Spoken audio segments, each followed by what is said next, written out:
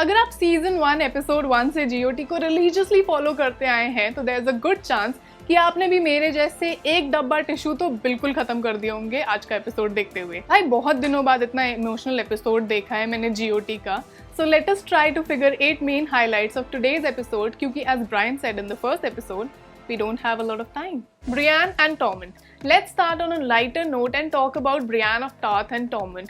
यूँ तो ब्रियान उसके वैल्यूज और उसके स्किल्स को टाइटल की जरूरत कभी नहीं थी, but it was a really heart touching moment to see Brienne getting knighted. और उससे भी ज्यादा अडोरेबल था टॉमंड का रिएक्शन। मैंने कभी नहीं सोचा था कि गेम ऑफ थ्रोन्स में मैं किसी चीज को कभी क्यूट बोलूंगी, but I don't know what else to call it. Arya and Gendry. Moving on to some more difficult to explain equation, Arya and Gendry का भी इंटरेक्शन काफी इंटरेस्टिंग था इस एपिसोड में।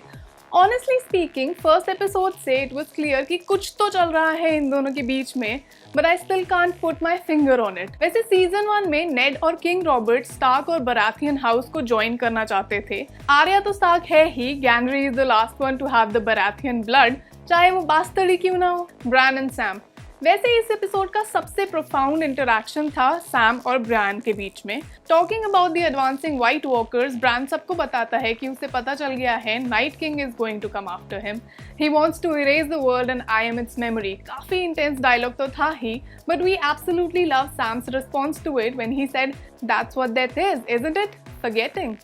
वैसे शुरू से जिस बिटर स्वीट एंडिंग की बात हो रही है, ये इंटरैक्शन उस थ्योरी को काफी हवा देता है। For all you know, white walkers इस वॉर को जीत कर वेस्टरोस की याद तक मिटाना चाहते हैं दुनिया से, and all this violence and deaths and pain goes away with the memory of Westeros. बोला था मैंने, इमोशनल कर दिया मुझे इस एपिसोड ने। Bran forgives Jamie. अब बात करते हैं मेरे पर्सनल फेवरेट सीन के बारे में। Jamie and bran finally had the dreaded conversation और हमें एक बार फिर से रियलाइज हुआ कि वाकई में कितना कुछ बदल गया है सीजन 1 से लेके अभी तक। Come to think of it, Jaime का ब्रान को टावर से नीचे फेंक देना was the action that started this whole chain of events. Westeros की काया लिटरली पलट दी थी उस एक इंसिडेंट ने। उसके लिए वेस्टरोस और इतिहास जेमी को माफ करे ना करे, बट ब्रान उसे माफ कर चुका है। जेमी का पूरा character arc in the show is summarised when bran says, "You wouldn't have been the man you are today, and I wouldn't have been the three-eyed raven." Tyrion and Jamie. वैसे इस episode का असली hero तो Jaime ही था। In a crowd of unfamiliar and hostile faces, Jaime की vulnerability उभर के बाहर आई। सर्सी को लेके इतना ओपन डिस्कशन इन दोनों भाइयों ने इससे पहले शायद ही कभी किया होगा। जेमी फाइनली रियलाइज कर रहा है कि सर्सी है कौन और रिग्रेट भी कर रहा है, and we hear it when Tyrion says, "You knew exactly what she is and still you loved her." Jaime in the Winterfell hall. इस एपिसोड का सबसे tense moment was undoubtedly the one जहां Jaime Winterfell के hall में खड़ा होके सबको finally face करता है।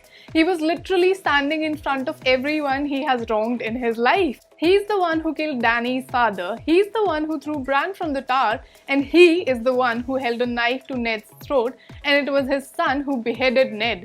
Thus, it was expected that he would be greeted with a lot of hostility. But यहाँ पे फिर सामने आती है जेमी और ब्रियान का सबसे अजीब इक्वेशन।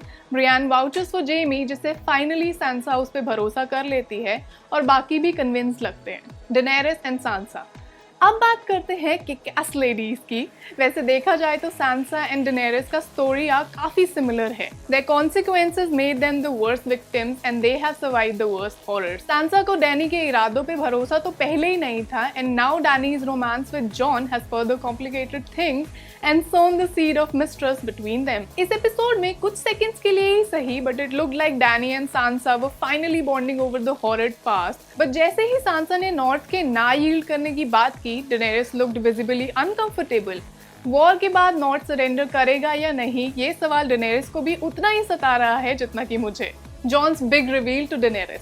यूं तो जीओटी में ड्रामेटिक मोमेंट्स की कमी नहीं है, बट कभी कभी डायरेक्टर्स बहुत ही चालाकी से ड्रामेटिक मोमेंट्स को काफी एंटी क्लाइमैटिक तरीके से एग्जीक्यूट करते हैं। जान मुंह में थी जब जॉन डैनी को बताने वाला था कि वो टारगेरियन है, बट डैनी का रिएक्शन हमें काफी कंफ्यूज कर रहा है। वो एक्नॉलेज तो करती है कि this makes Jon the real heir of the Iron Throne, but it would now be interesting to see कि डैनी के लिए फाइनली क्या ज्यादा मैटर करता है। What's in her destiny, love और द आयरन थ्रोन। वैसे पॉड्रिक जिस सीन में जो गाना गा रहा था, इट्स कॉल्ड जेनी सॉन्ग, जो बुक में काफी सिग्निफिकेंट है। It talks about Duncan Targaryen giving up his throne for the love of his life. अब देखने वाली बात ये है कि इस बार which Targaryen chooses love and who chooses the Iron Throne. However, इतने सारे emotions are suddenly rendered pointless क्योंकि व्हाइट वॉकर्स विंटरफेल पहुंच चुके हैं।